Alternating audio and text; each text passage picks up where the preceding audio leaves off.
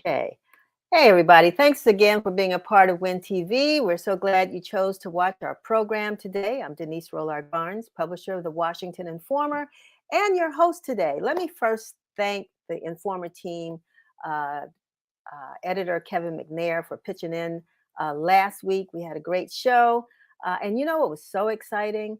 I couldn't be here because I was at the White House with President Biden, uh, Vice President Kamala Harris, and new hopefully will be won't take office or won't take her seat on the U.S. Supreme Court until later in the summer. But Judge Ketanji Brown Jackson was introduced by the president. I'm telling you, it's one of those things where I could follow what my dad used to say, "Lottie Dottie," and everybody was there, and it was just so good. And I know you all have heard her remarks that day. I think she hit every point. I think the president did as well, as it relates to the work that so many did to make sure that he fulfilled his promise to put a Black woman on the U.S. Supreme Court. So shout out and praises to her, to her family, to particularly all those women's groups and others that supported them to make sure that that appointment went through, and even those members of the Senate who stepped across the aisle and supported her. I think that was a great day in America, and it's a moment we can all be proud of. So I was just happy to be there with the press, as I say, behind the rope. And it was so many who were there just to capture that historic American moment.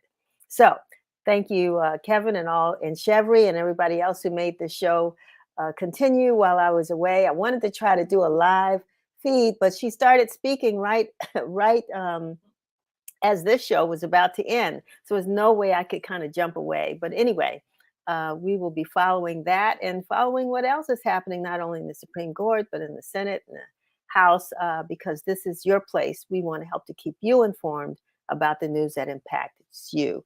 I hope you've had a chance to pick up a copy of this week's Washington Informer. Here we are. Bam, I always like to show the print issue.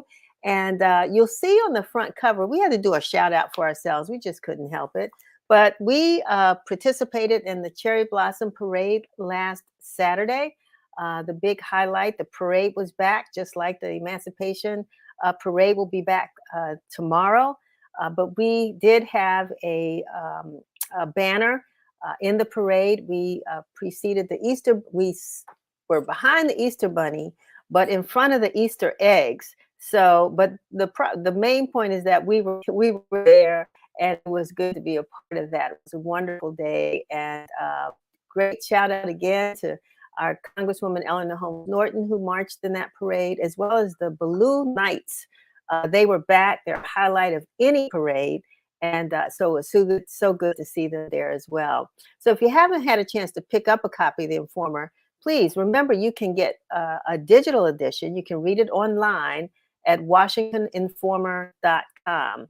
And if you're watching on Facebook, we ask you, please go ahead and hit share so your followers can see this broadcast. And if you're watching on Twitter, be sure to follow us and we'll follow you back.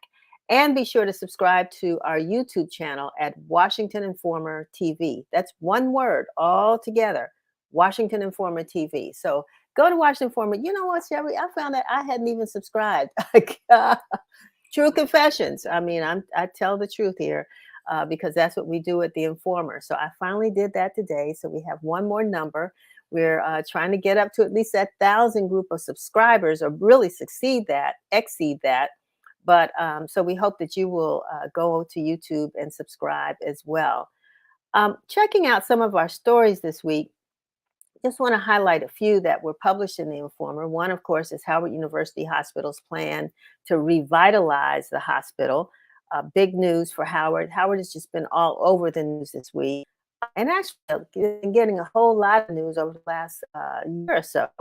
We heard that the president has announced that he plans to resign in 2 years, and the hospital revitalization. And Sam Collins is following both of those stories here at the Washington Informer. So make sure you pick up the Informer and read Sam's stories, as well as a $2.5 million check received by the city of Suitland in Maryland to refurbish Suitland Road.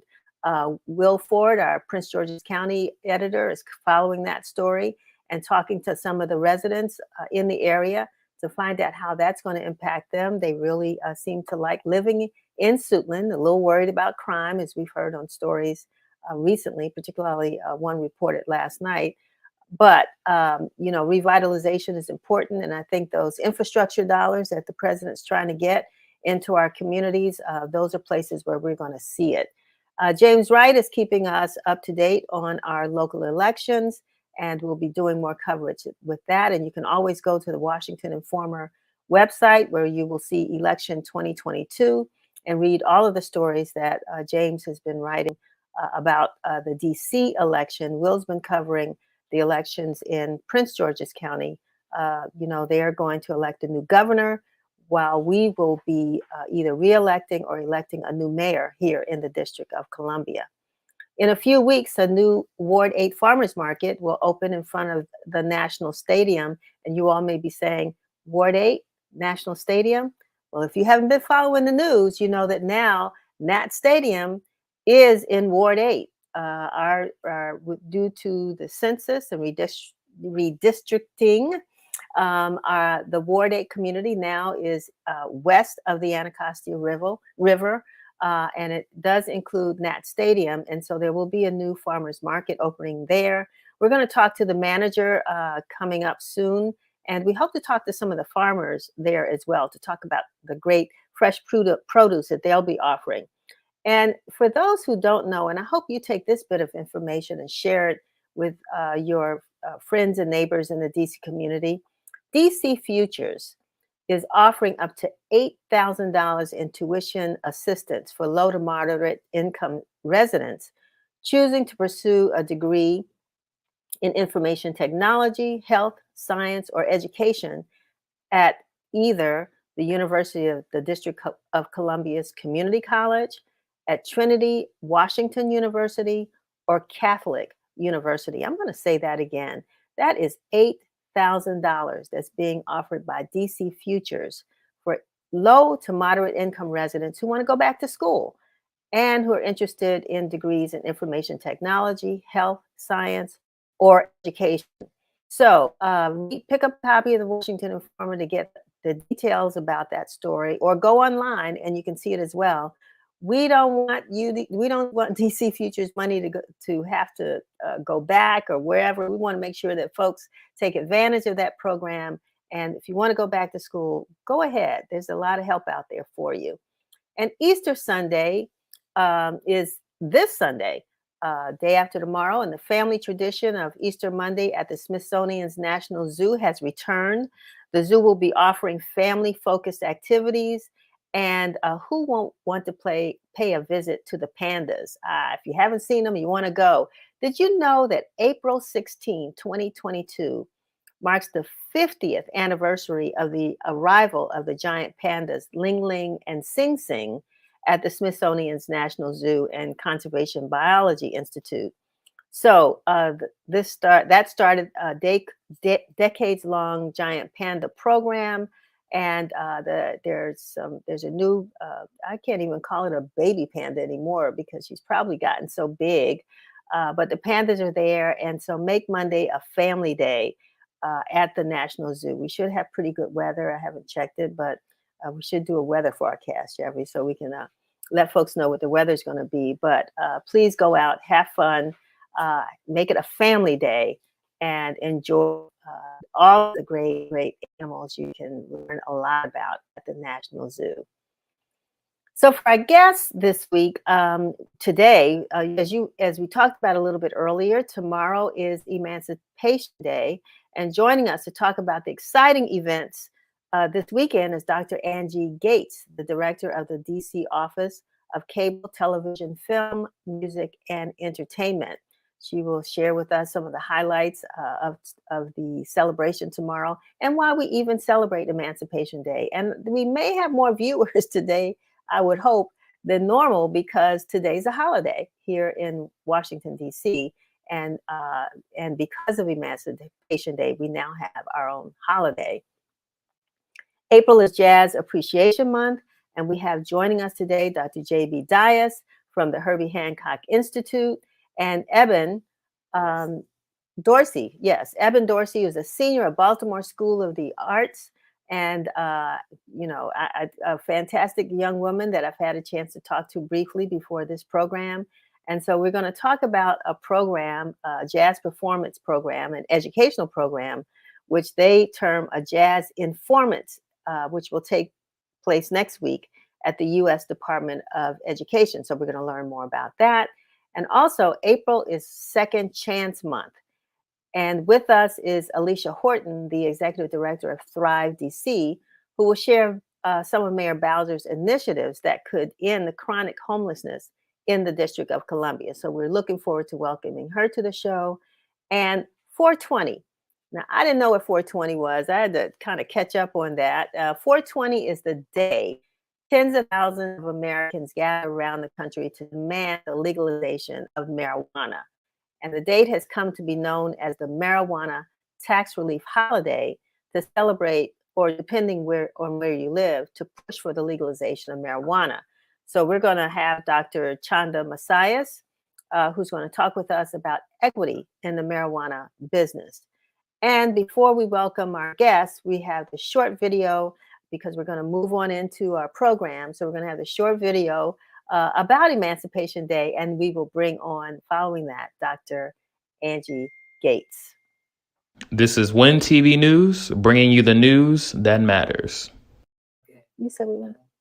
Oh, you could have done it.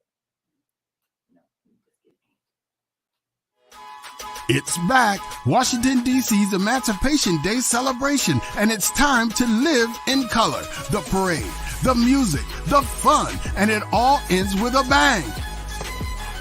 Saturday, April 16th. The parade starts at 2 with the D.C. Statehood Food Truck Palooza, concert at 3, and fireworks at 8:30 p.m. For more information, visit DCEmancipationDay.com. Is Dr. Gates with us? Hi, yes. How are you, my friend? How are you? You are busy. I saw you this morning. You've been on all TV channels. So glad you took some time out for us today. Of course. You're not only our family and friends, but I just love spending time with you and chatting. I saw you yesterday, as a matter of fact. Exactly. Let me say publicly, thank you so much for your support for the Washington Informer Spelling Bee broadcast last Sunday. And I know people can still watch it. We're sending the links out. And so we really, really appreciate that partnership. So congratulations, 40 years celebrating the 40th anniversary. That's a lot for us all to be proud of. And we just love partnering with you all on the Spelling Bee. And I actually get caught off guard with a few of those words. I need to step up my game. It helps, it helps to have teleprompters and scripts in front of you, but some of them you can't even pronounce, right? Because they're such big words. Dr. Gates, let's talk about Emancipation Day tomorrow. But I always have to put this in a perspective. The whole nation has focused on Juneteenth. And I think it's a great day because it was one of the last days when slavery was abolished that a state of Texas finally it informed their enslaved people there that they were free. But, we all have our dates. And Washington, D.C., if you can just explain it, how we were the first freed and why we celebrate Emancipation Day. Right. No, thank you. Let's just say one of the most pivotal holidays here in Washington, D.C. is Emancipation Day. Going back 160 years, we're going to talk about the D.C. Compensated Emancipation Act that was signed April 16th, 1862 by President Abraham Lincoln. That occurrence is what set the trajectory for slaves being freed across America. And it happened right here in Washington, D.C. 8 months prior. and the enslaved individuals would get compensation for relocating. And that's historic. And that is something that not only we celebrate here, but should be celebrated all over. So it's so important for us to pause here in Washington, D.C. and acknowledge that. And keep in mind, we're still fighting for our freedom. We're fighting to become the 51st state. We're fighting for full democracy. We're fighting for a right in our vote in Congress. So that has not changed, but this is such a historic time for us. I have to give, only because I know a little bit of the history, but I have to give a shout out to former council member Vincent Orange for leading this effort, to make sure that we didn't, this was a big holiday for Washingtonians for many, many years. And I'm sure you know that history too, but for him to bring that back. And now here you all are making it another great holiday for Washingtonians. Yes, and shout out to former council member Vincent Orange. As a matter of fact, I talked to him 3 days ago, and he will be with us for the celebration. And I'm so appreciative of Mayor Muriel Bowser and the support that she has provided the council. But it's something that we have to continue and must continue to move forward. But we have a lot in store for tomorrow. Yeah, that's what I was going to ask. So unfortunately, you get some good weather coming. So what's coming up? So we're excited. So we're going to kick off tomorrow with a parade at 2 p.m. We're going to be at 10th Street and Pennsylvania Avenue Northwest. That parade will go down to Freedom Plaza and end at 14th Street. And this year we added something special. We have a DC Statehood Food Truck Palooza. So we get to highlight all the cuisines here in Washington, D.C. Now, we know D.C. is the home of Mambo sauce and the home of go-go, but we'll have our food truck palooza. And of course, at 3 o'clock, we're going to get it started with an all-star lineup concert that kicks off at 3 with the national anthem by Miss District of Columbia 2021, Andolin. So we're really excited about that. And of course, once again, D.C. is the home of go-go, so Junkyard is going to bring it. We have CeeLo Green coming in, Crystal Waters, Slick Rick the Ruler. You commented earlier about your dad saying lottie dottie. Look, you're going to hear that all day tomorrow. We're going to do a little bit of salsa with Alfredo. We have the Crochet Kingpin coming in, Dior, Ashley Brown, and just tons of others. DJ Cool will be joining us spinning. So it's just so much that we have in store. Ramsey Renee, 16 years old and doing amazing things. But once again, what is a festival and a celebration without fireworks? So we'll have fireworks around 8:30 tomorrow evening as well. That sounds, it sounds like a full day. Again, another family day. Folks can come down and just enjoy all the festivities. And,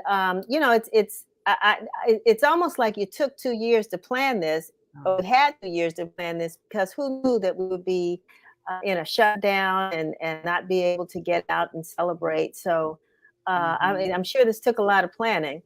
It definitely took a lot of planning. 2 years we were away from each other, and sometimes you just need each other. But more importantly, we had to make sure that we did it in a safe posture. We had to make sure that health and safety came first, and it has, and it's so good for us to finally get back together. We did present a documentary last year, and that was a wonderful story about our fight from going from full democracy and being disenfranchised to getting that right in Congress and being just on a full democracy platform. But this year, it's just good to come together. We all need each other. We all have had the struggles of ups and downs in life. And so this gives us an opportunity to enjoy some good weather, good music, good food, and just enjoying good conversations with each other, which is so key. And if I can also point something else out that I observed in your lineup, because although this is a celebration of the freedom of enslaved people in the District of Columbia, it still seems like a multicultural event. And you might want to, I don't know what you could tell us about that, but it was good that you have that kind of a lineup. Yeah, The main thing for us, we always want to maintain being inclusive and equitable across the board. We also want to make sure that we highlight all 8 wards in Washington, D.C. But to have Alfredo come in, that's bringing in a lot of music and culture, and the dynamic of our Latin music is key. But let's make sure, too, we talk about our multi-generations. We have Jack and Jill and the youth team coming in to talk about statehood, and they're talking about that at a very young age. We have Jesse Lee from Bling Empire, who's actually supporting us in this statehood fight, joining us. And he is very, very focused on making sure the Asian Pacific Islander community is engaged, not only from statehood, but from an emancipation perspective. So at the end of the day, it's key and important that we are all in this together, and we all have had to move forward with the definition and the meaning behind emancipation. You know, we all have our generations, our grandmothers, our great grands, but we've all had to come together to really focus on what's important, because we all matter. We really do. Well, I know the answer to this question, but I'm going to ask because I want to hear you give the answer. How much does this cost to attend? Free. I wish I could say that I wish I was bilingual. Unfortunately, I'm NOLA. I got some New Orleans, that Southern accent. That's about as far as I can go. But it is free and it's family friendly. So it's so important that everyone comes out. Everyone will have something to enjoy. So bring the entire family out, and it costs absolutely nothing. Absolutely nothing. And your time, you can never get back, but I promise you it's worth it. So there are more activities that we'll be adding on DCEmancipationDay.com, but it's free. And I expect to see you there, Denise, and your entire team. Kevin, everybody. I want everyone to come down, but please let's get together. It's been long overdue. We're 2 years and behind, so I want to see some smiling faces and some dance moves, of course. So, I've been practicing a little. I haven't, I don't need new steps. My steps are at least 2 years old. But last question, because while I have you, you think what else is on the horizon over at Offset Cable Television? Well, I have to give a shout out to the team, and everyone here has been working hard, even through the pandemic. We probably did over 200 live press conferences over the course of time, making sure that our residents of Washington, D.C. are up to date. But we're known for making history and winning Emmys and winning awards. Right. So we're doing a lot of original content. We recently launched DCE, the District of Columbia Entertainment Network, which focuses on lifestyles and culture here in Washington, D.C. But in a couple of months, we will be celebrating 202 Creates for the entire month of September, and the Mayor's Arts Awards, where we get to highlight all our creatives here in Washington, D.C. So we are busy. Emancipation Day is just going to start a time in which everything creative will be celebrated up until we get towards the end of the year. So we're excited. So you got to stay tuned. Yeah, and just share. I know I gotta let you go, but no, channel where people can see all of this great programming. Where can they see it? So DCN. So our hope is to have everyone come out, for example, tomorrow, but we will be live on Channel 16 on DCN. We also have DCC, which is our city council channel. And that's very important because when you talk about policy and legislation, that channel will keep you up to date. We don't stop there. We have DKN, the District Knowledge Network, which is our education channel. So when we were in a pandemic posture, when there was teleworking and education from home, we actually used our DKN network to do classroom education. And I just want to also give a shout out to DC Radio.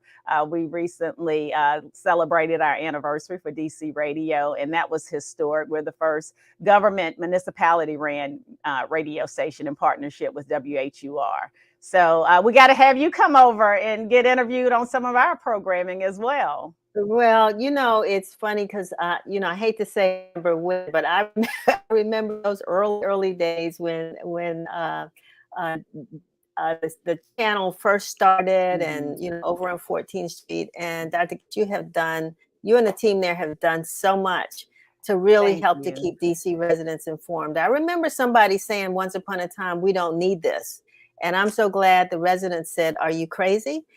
This is extremely important. We So do. We it's a do. value. It's a value. And one of the things I want to add, because so much of our focus is creativity and music and television and entertainment, but I do want to highlight our program, Care for the Creatives. That's a program that we developed during the course of a pandemic in partnership with the George Washington University. And that is a pay what you can counseling. So if you only have a penny in your pocket, you get certified counseling. So for all the, physical well-being, that's important. Your mental well-being is key as well. So I wanted to highlight that program because that's something that we often don't get a chance to talk about, but it's just as important.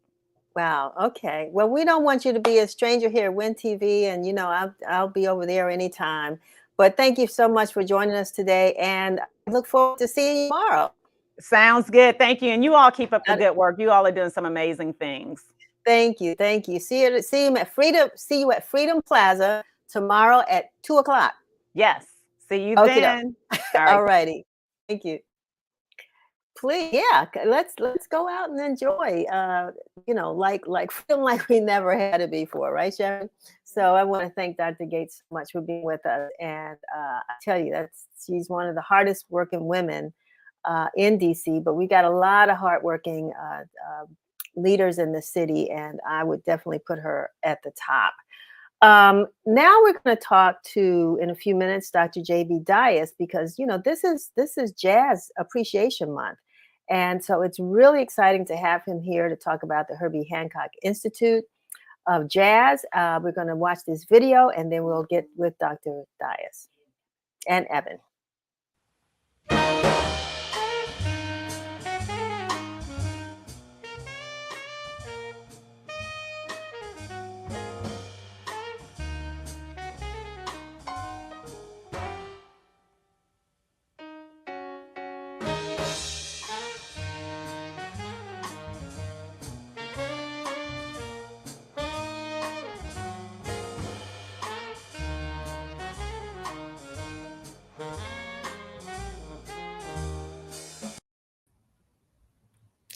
Oh, I was really getting into it, Dr. Dias, and is Evan there? I don't see Evan. But Dr. Dias, how are you? I'm fine. Thank you, Denise, and thanks for having me. No, it's great. All the way out there from LA. I'm coming to you from my office here at the Herbie Hancock Institute of Jazz Performance at UCLA. Our main administrative offices are in Washington, D.C. Right. And I'll be there next week, as you know, for this big event we're doing at the U.S. Department of Education with Herbie Hancock. So you're the Vice President of Education and Curriculum Development there at the Institute. Dr. Dias, tell us what do you do and what the Institute is all about? Give us a little background on that. Well, the Institute is a nonprofit and probably one of the most famous nonprofit jazz education and outreach organizations in the world.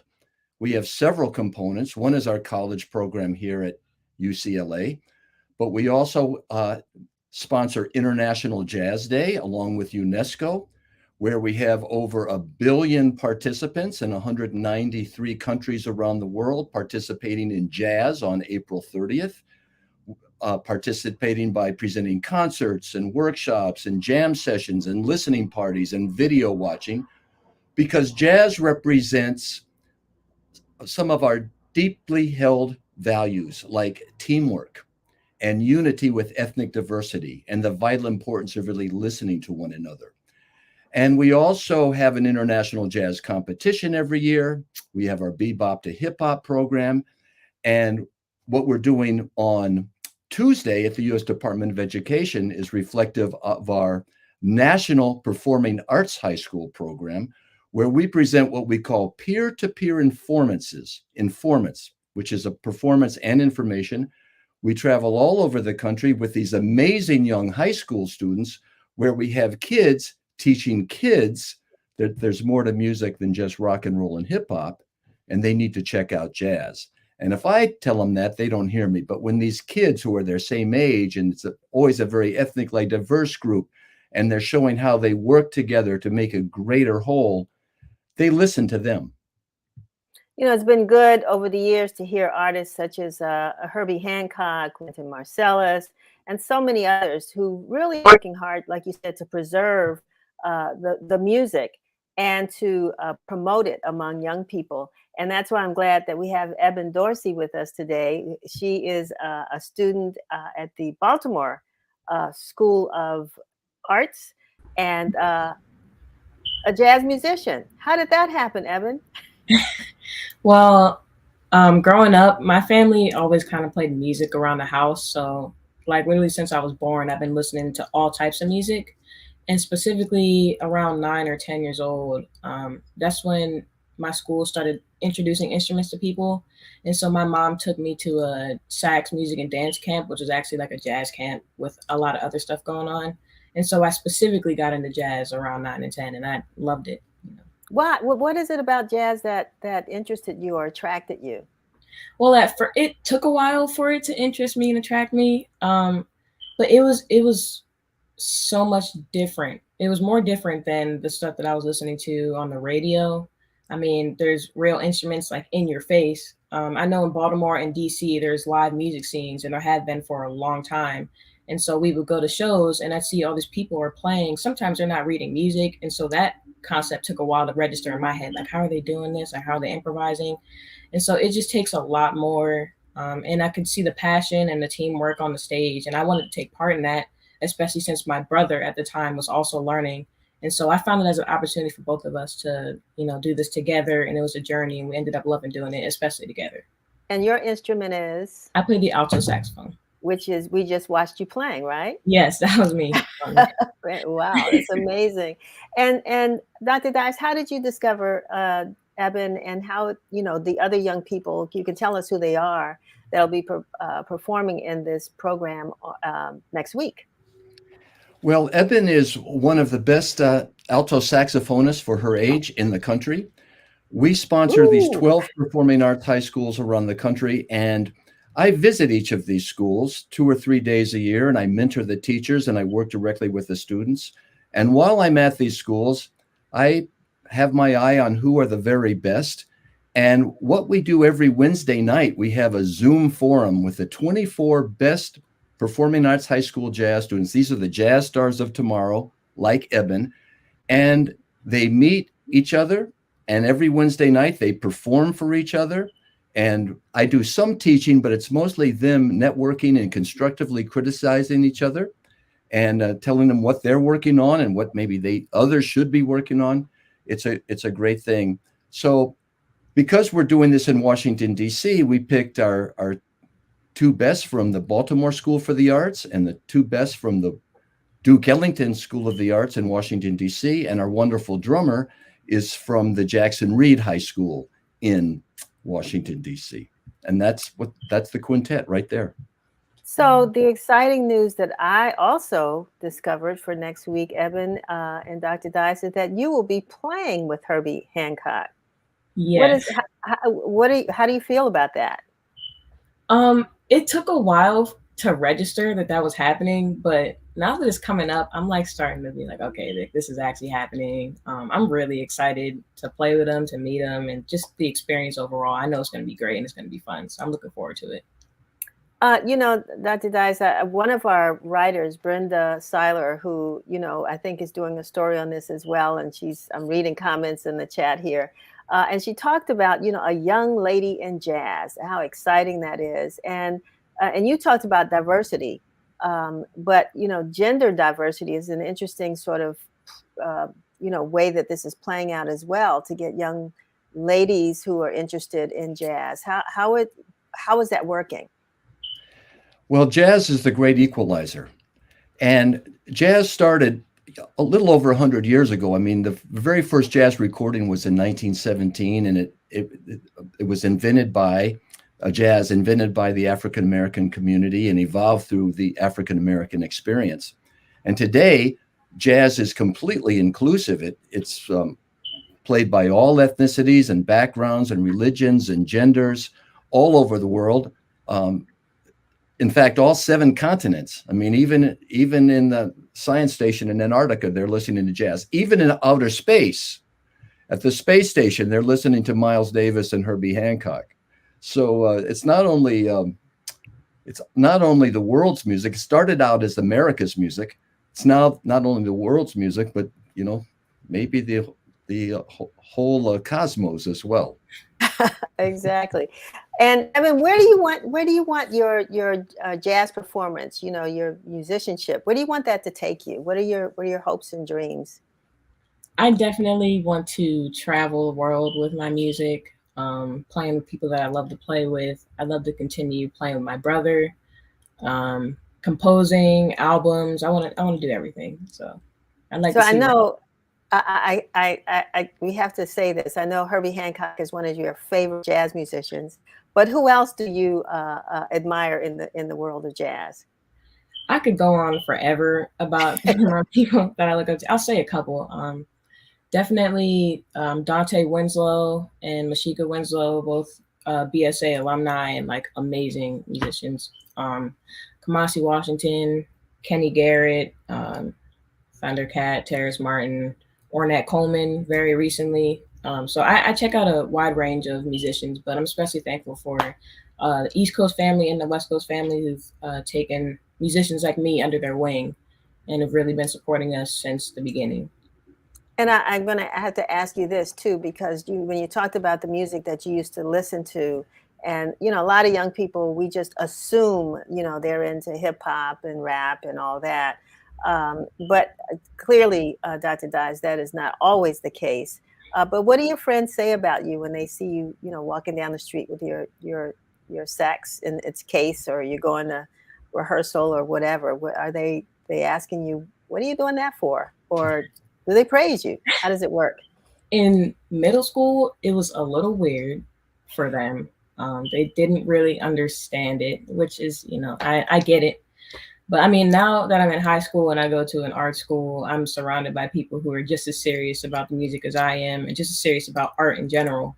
So I don't really encounter it much anymore. But I mean, I do get a few like stares here and there because I'm also really small and I look like a 12-year-old. So people already are just like, what is that? Like, people think that the instrument is too big for me or that I shouldn't be playing it sometimes. But it's interesting no matter where I go. Wonderful, wonderful. So, Dr. Dias, tell us now what about the program on the 19th. Give us some details about that, and who can come, or how they can see it, or how they can even support it. Well, the actual physical audience there is an invited audience. It's principals and administrators and teachers and the U.S. Department of the powers that be at the U.S. Department of Education, and also invited students. But everyone can watch it streamed live. And the best place to watch it is just right on the Herbie Hancock Institute's website, which is just hancockinstitute.org.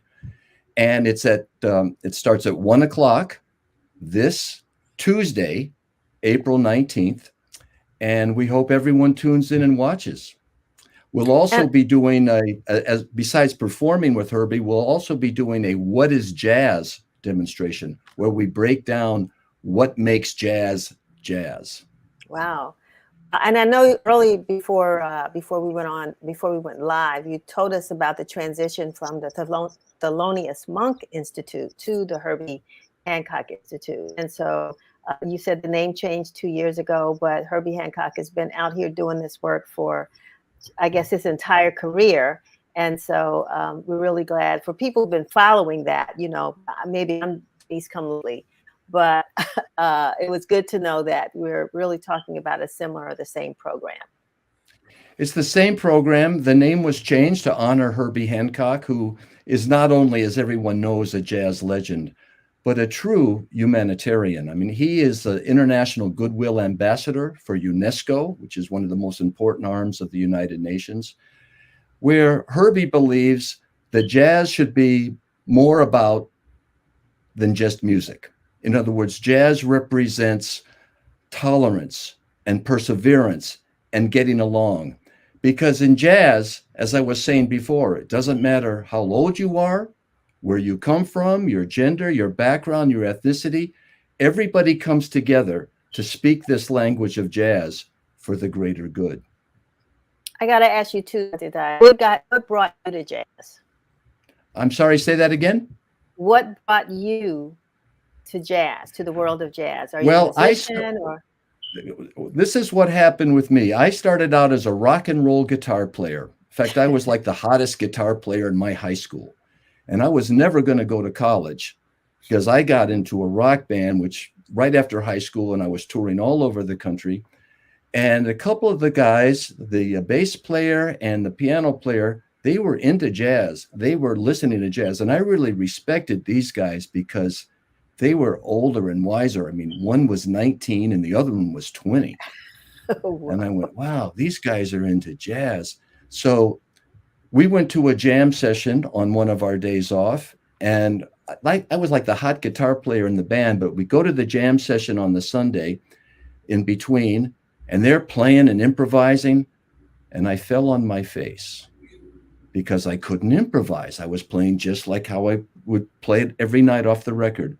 And so I said, I need to learn about jazz. I want to do what they did. And then not too long after that, they played for me Herbie Hancock's Chameleon, which will be playing, by the way, on Tuesday. And I said, Chameleon. I listened to it and I went, wow, this is so great. It's so funky. It's so hip. What is this? And they said, that's jazz. I said, I got to get me into this.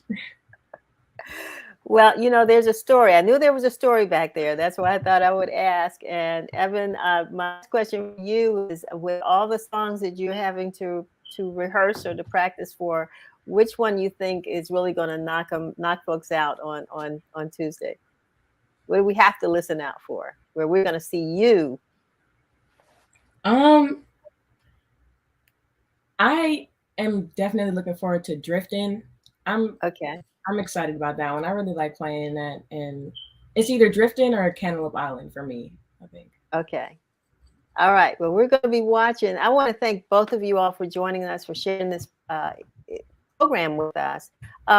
If there are young people out there, Dr. Dice, who really want to know about the Institute, who want to figure out how they can be a part of it, would they go to the website as well? Are there opportunities? Absolutely. HancockInstitute.org. And I also want to say that besides Herbie Hancock on Tuesday, we also have the great Sean Jones as a guest artist. Sean Jones is one of the top trumpet players in the world. He's also the director of jazz studies at Peabody Conservatory right there in Baltimore, and he'll be with us as well. And everyone can watch right on our website, streamed live, Tuesday, April 19th, 1 p.m., HancockInstitute.org.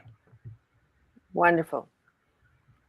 Thank you so very much. Enjoyed talking to both of you all and look forward to tuning in on Tuesday. And Eben, I'll see you Monday. I'm flying to DC. Eben, I'll see you Monday for rehearsal, and again Tuesday with the great Herbie Hancock and Sean Jones. Yeah, see you soon. Right.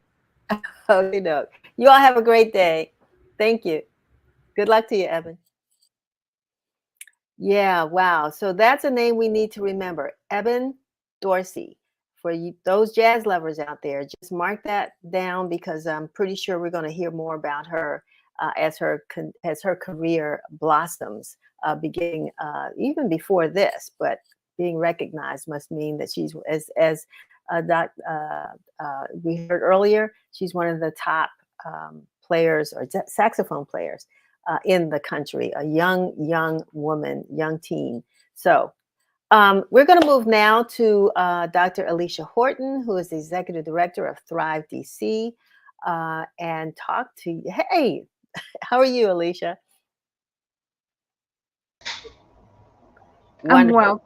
Thank you so much, Denise, for having me. Yeah. As we said earlier, our young people start off. I mean, if we put them in the right place and do the right thing, their dreams can come true. We've seen that happen over and over again, but we recognize that doesn't happen for everyone. And certain things happen where we sort of get distracted or tripped up or whatever, it can happen.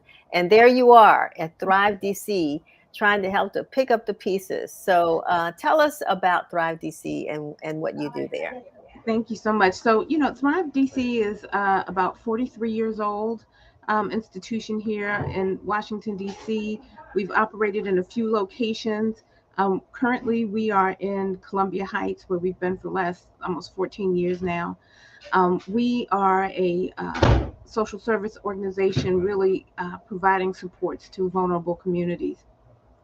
So we've been busy over these last few years, really trying to help people pick up the pieces of their lives amid the COVID pandemic and in general.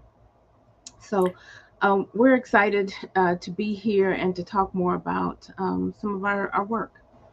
So, I know when you talk about picking up the pieces, I mean, and I don't know how we classify people per se, but I know people end up homeless for a lot of reasons. We have a lot of returning citizens that are coming back to DC and really don't have a place to call home. People who have had substance abuse problems, domestic violence issues, a lot of things put people out of their homes and make them put them in vulnerable positions. And so, I mean, that's a great swath of folks. How do you manage to handle all of this? It is. And, we have worked hard to become as much of a one-stop shop as possible for folks who are struggling. So, and Denise, you hit it on so many of the issues, homelessness, substance abuse, victims of violent crimes and domestic abuse. We have programming to support folks in any of those situations, because we know that those are the things that really destabilize communities. We also have, so our programming happens kind of at two tiers. One is emergency supports. So folks can come in and get critical time case management. So this is when you need something right away, and we can help you if you need to take a shower, if you just need a hot meal, if you need to wash some clothes, just take care of some of those very fundamental needs. And then we have what we call step-up programs. So those are strategies put in place to help people take next steps toward independence and begin to thrive in their community. So that would involve substance abuse support. That would involve our victims assistance programming. That would involve our reentry support work. So we really have tried to create paths for folks so that they can find the issues that are destabilizing them and build.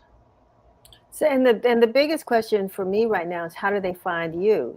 Do they walk into, is there like a storefront or an office or, and where do they have to come if they hear about this program? How do they find you? So we are located at 1525 Newton Street. We're in the basement of St. Stephen's Church. And oddly enough, our strongest advertiser is word of mouth. We have so many clients who will bring somebody or tell somebody to come to see us because they've gotten support here themselves.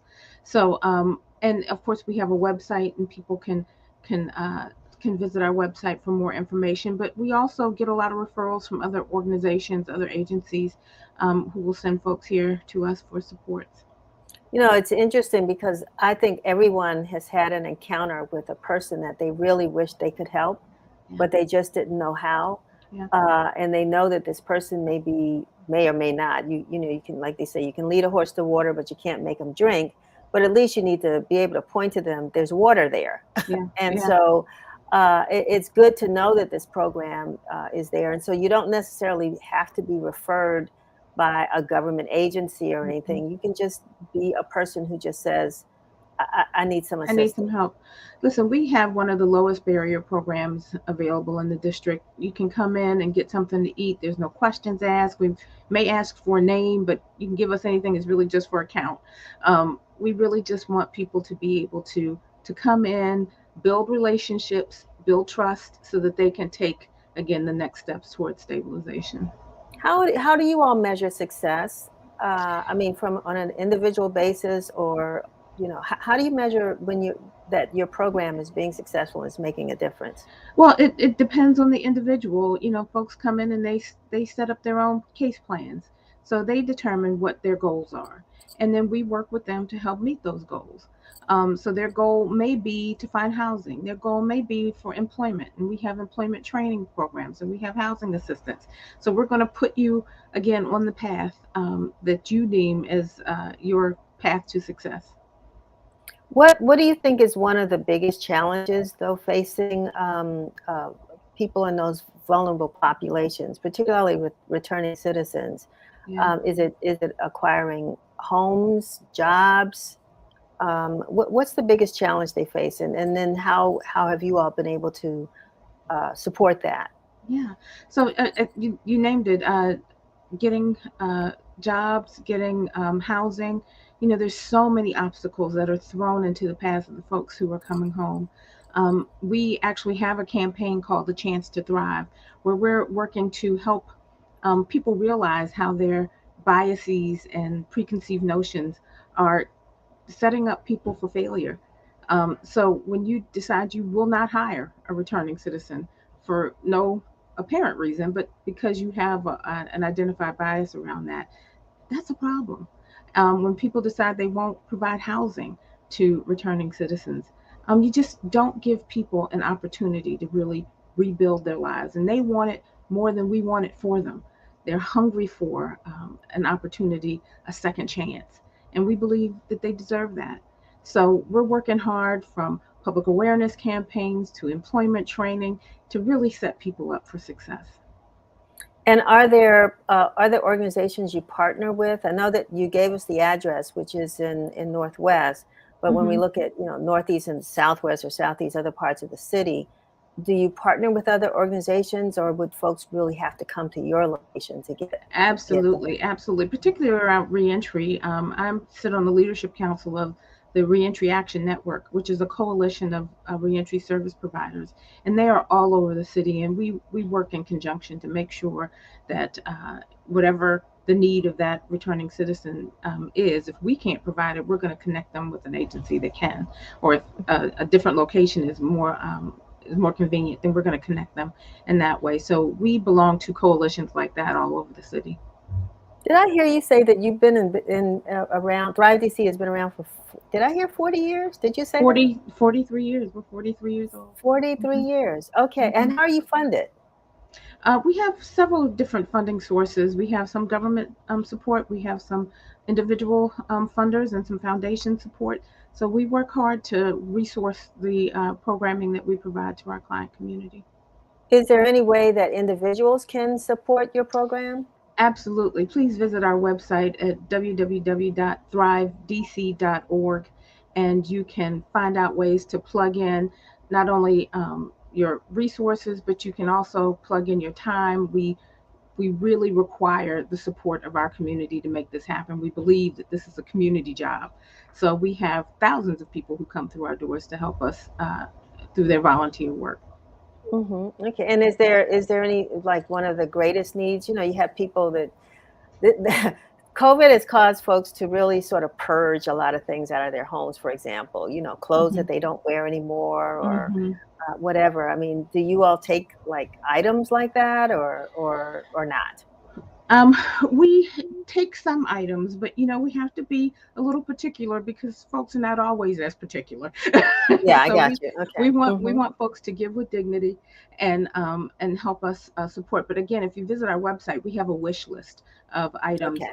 and they change seasonally. So right now we're preparing for spring and summer seasons, so that would include socks and sunscreen and those kind of items that so many of our folks will be needing over the next few months.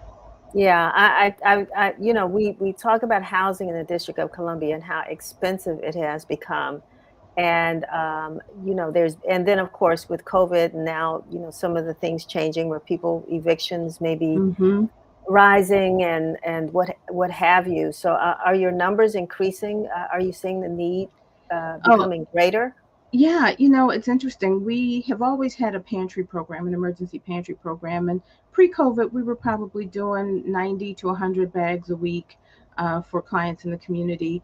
During COVID, that number went up to 700 people a week. And that was just on site. We were also supplying many other pantries in the city. So well over thousands of people were getting our groceries. And then we saw a little downturn, but now the numbers are starting to tick right back up. And we think because of the high cost of groceries, the high cost of gas, that folks are finding themselves again in some precarious situations. So they're having to reach out for additional supports. But we're here, and we're going to continue to be here as long as we can. Well, one of the things I asked earlier, is how do you measure success? And the next time we see you, we hope to have maybe you can bring along a couple of folks who can say, I did it. Somebody Yes. who had a dream, like our young guest a few minutes ago, but has been able to get back on their feet and maybe can advocate for those who really need to take advantage. Sometimes our pride stands in the way and we Yeah. don't ask for the help that we need. And it's good that Thrive DC is there to provide that support. But we've got to let folks know that it works. That's right. That's right. Thank you, Denise, for saying that. And we would love to bring some of our client community on. They'd love to talk to you. Okay, looking forward to that. I want to thank you for spending this time with us. Thank And you. thank you for what you do. Thank you. Can I just plug two things? We have a job fair Please. coming up on the 21st. I'm Oh, sorry, yes. the 26th. A job fair. If anybody's interested, visit our website, thrivedc.org. And then we also have an event coming up on the 21st. It's called Taking a Deeper Look at Reentry. So it's just a webinar event. We'll be, again, exploring some of the biases and misconceptions that people carry around returning citizens. Join And us. for the job fair, what would folks have to bring with them in order to participate? Do they need a resume? Do they anything in particular, or just Yes, show up? absolutely. They would need a resume. We'd ask that you actually get in touch with us before the 26th, and we will make sure you get everything. We'll help you get your resume together and get registered for the event. Okay, because I hear a lot of jobs out there and people are trying to hire. Yeah. So this is a good time to jump in. So it's good that you all are doing that. Thank you. All righty. You have a good one. And You too. have a great Easter. Go see some pandas. You too. Okay. All right. Thank you. Take care. Okie doke. We're running short, but hey, we've got one more great guest I want to bring on, and I'm so glad that she has been patient with us. That's Dr. Chanda Macias, who it's you're last but not least. So thank you for being with us with the National Holistic Healing Center. Yes. Well, first of all, thank you for having me. I am so grateful for the opportunity. As a Washingtonian, it's just so imperative that I definitely have been with the Informer forever. And so this is really exciting. Doctor, thank you. And you're with the National Holistic Healing Center is a medical marijuana dispensary in DC in DuPont Circle. We know there's probably one other that we know of actually here on Martin Luther King Avenue. And you said earlier, again, before we went live, you said sometimes people want you in the room and sometimes they don't. It is so true. It's so true. Explain that and explain why we're in this middle space right now as it relates to the whole issue of marijuana. Definitely. So the stigma that's associated with cannabis has been with us for decades. The war on drugs has definitely impacted the Black community, our community, and therefore people don't want to touch it. They're afraid of what that looks like, not only from a healthcare benefit, but also for our entrepreneurship. And so my narrative is to dispel the myth, which as a scientist, a two-time Howard University graduate that is very conscious of our plight, that this is the time for us to enter. I studied cancer for over 10 years. And when I can tell you medical cannabis has a true benefit for healthcare, it does. And the reasons why we've been impacted as a Black community is simply political. And the war on drugs proved that sentiment, where a patient became a prisoner. And we have a $40 billion prison system to support that. So now it's time to take our power back and empower our community, not only from a healthcare perspective, but also from an economic perspective. You know, the legalization of cannabis is so lopsided because you'll go to some cities or states where, they're actually not just medical dispensaries, but just dispensaries, people where people can just go in and purchase. And then, in the District of Columbia, we're a little bit more reserved here, and the rules are beginning to change, but not much. And so, you know, it sounds like we are going to make that shift, but it's a slow shift. And what do you think it's going to take to get to the place where you think the nation should be, or at least the Black community should be, with the acceptance of cannabis as a real health benefit? What is it going to take? You know what? I will tell you that our shift for medical cannabis use and even social equity to enter the cannabis industry is shipping, but it's not going fast enough. And it's not that we don't want it completely. It's just that, like you said, different communities are open to supporting our narrative, and some of them aren't. We have a wonderful mayor in Washington, D.C. that supports our industry, and adult use has always been on her forefront.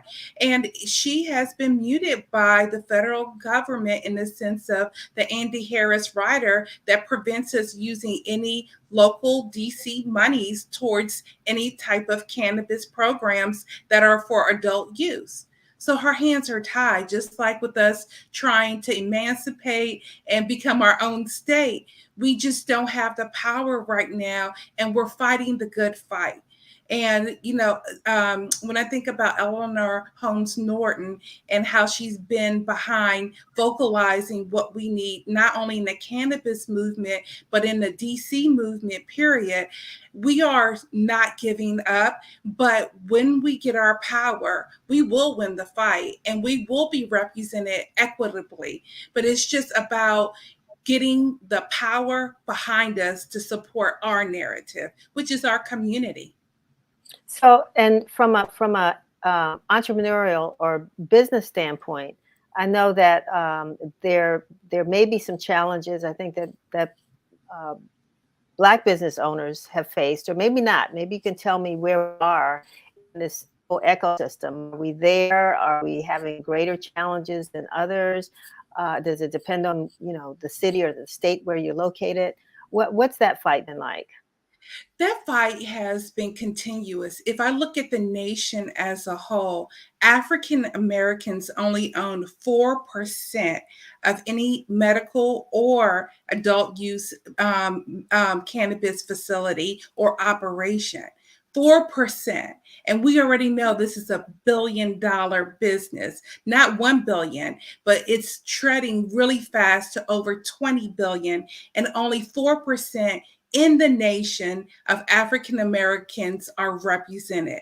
So it is definitely a way just to see we're being held back. And unless we have social equity programs that give us a way to enter into the space, our voices will continue to be muted, and we won't have an opportunity economically to benefit from, truthfully, industry that we built. And so, again, it's hard, I guess, to get a lobby group, together, like you said, because of the stigma. But is there sort of an advocacy group, or is that your organization that really seeks to advocate for equity in the industry? We fight on the federal level, on the state level every day, and we do it through various voices. What's important, though, is that when I can say that as a two-time Howard University graduate and focus on cancer research, is that there is a healthcare benefit. And giving a cancer patient, a multiple sclerosis patient, an epilepsy patient access to health care, it is a civil right. And so who are we to decide that if they have any type of alternate medicine has failed them, they should have the right to be able to access medical cannabis. And so when we fight for healthcare, but not only that, that will also lessen the burden from those that have been impacted by cannabis criminal justice reform. It is time that a patient, a Black man who has any type of possession of cannabis in their records, that is expunged and that they're able to get a clean slate because we know the healthcare benefits. There's no such thing as adult use cannabis. Cannabis is cannabis, whether it's used in the medical markets or in adult use, or by the person that's at home in the privacy of their domicile that chooses to use it because it makes them feel better for their ailment and condition. We're here just to open access, safe access for the patient, and to lessen the burden and give us an economic opportunity to benefit from what our community has went through. For decades we've been under attack. Yeah, I hear you, and I think it opens some doors. At least I think on the uh, uh, um, news side, the editorial side of this, I think I'm seeing more, particularly of our Black publications, that are beginning to weigh in on this whole storyline. And of course, there's the business aspect of that as well, because it also helps to spark other types of businesses. Everything has a spinoff, right? So I'm glad you were able to join us today to give us your perspective on this issue. We know there are other perspectives, and so at some point we might have to bring them on as well. But we're glad that you were here to share this with us and to open our eyes to something that we may not have really thought about in the way that you presented us. So I wanted to thank you so much for being with us. Thank you. It's Dr. my pleasure. Macias. Yeah, anything that I missed? Anything you want to add before we close? I would just say that the mayor has allowed for the week of April 15th through the 24th to have all cannabis products tax-free. So that is a benefit we're really grateful for the city of DC to support. And all cannabis cards that are issued in the next 2 years will have a 2-year privilege, and they're waiving fees for that as well. As you know, that right now, anyone 65 years and older can self-certify. That means if they have an ailment and condition and they self-certify that they do, they don't have to go directly to their physician for a medical recommendation. And there's an emergency bill coming up that we think we can get self-certification for ages 21 and up. So now we can have great public access to safe and tested medical cannabis. Wonderful. I was going to let you go, but now you opened up another door, and I know we're running out of time. But I have to ask this question, because when you say self-certify, what are you certifying? You're certifying you have an ailment and condition, which in Washington, D.C. can be any ailment or condition, and that you feel that medical cannabis can help with your symptoms or your condition. And that's what you're certifying. And that allows you to enter our premises and register for a medical cannabis card, that DC government have waived the fees, and that you can enter into a legal regulated market so that the patient and the product are both tested and safe to use. So there's no criteria on what you're certifying. I mean, I could say that I have an ingrown toenail.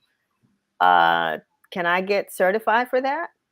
You can get certified if you have different ailments, like if that growth does inflict pain on you. Yes. If you have insomnia regarding that, yes. If you can certify that for any of your ailments or conditions, that's self-certification.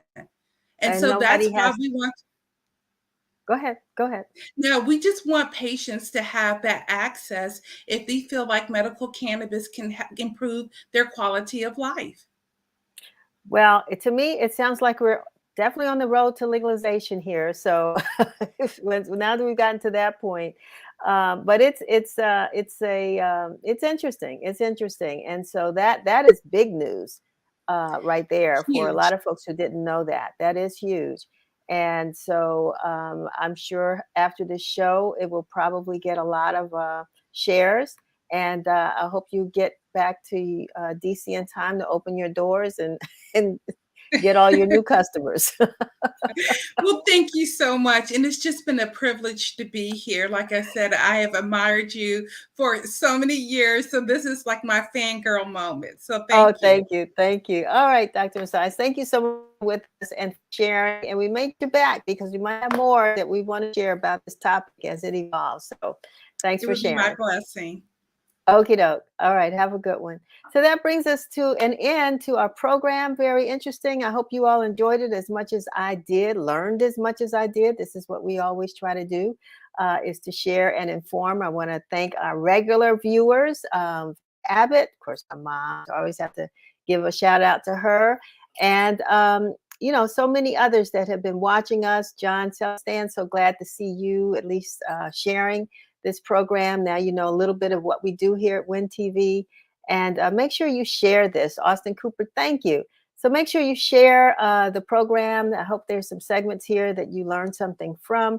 Next week, next April the 22nd is Earth Day. Had someone say to me not too long ago, Black folks aren't really into the environment stuff. Not true. And so next Thursday, the Washington Informer will produce its annual sustainability issue, Celebrating the Earth, published by Dr. Chantella Sherman. She should be with us next Friday. And we're going to have some interesting guests to talk about how we are actually involved in the environmental movement. So come back. Oh, yes, we have a beekeeper right here in Ward 8, actually, and someone you all even know. So yeah, we're going to have some great programming for the rest of the month. And so until then, enjoy the weather and have a safe week. We're still dealing with these masks and what have you. Stay safe. COVID has not gone. And until then, I'll see you next Friday. This is Denise Rollard Barnes signing off.